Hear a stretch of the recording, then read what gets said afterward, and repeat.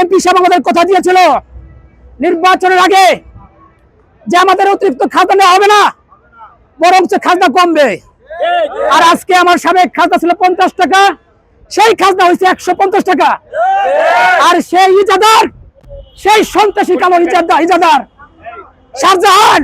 শাহজাহানের বুকের পরে কতবার সে আমার ব্যবসায়ীদের গালি দেয়, আমার ব্যবসায়ীদের গালি দেওয়া অপমান করে। শাহজাহানের শাস্তি এবং আইনি ব্যবস্থা না হওয়া পর্যন্ত এবং তার ইজাদার বাতিল না হওয়া পর্যন্ত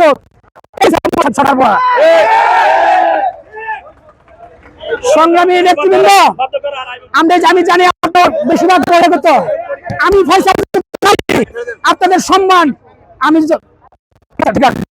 আমার কোনো ভাইকে গালি দিলে আজকে থেকে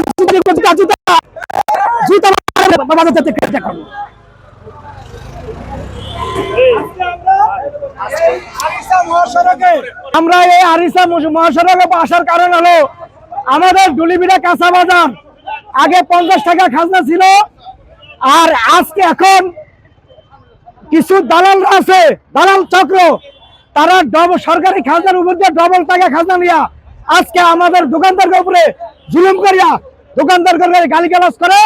খাজনা না দিলে 50 টাকার খাজনা আজকে তারা 200 টাকা করছে।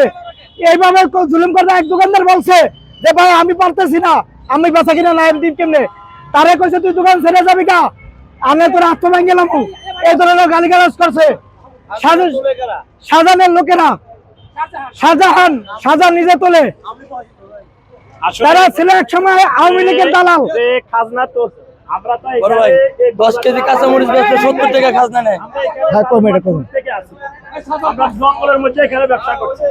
আমাদের সাথে এদের সাথে সিদ্ধান্ত হয়েছে যে এবার যদি নতুন করে ডাক হয় আমাদের খাজনা 50 টাকা, সর্বোচ্চ 70 টাকা।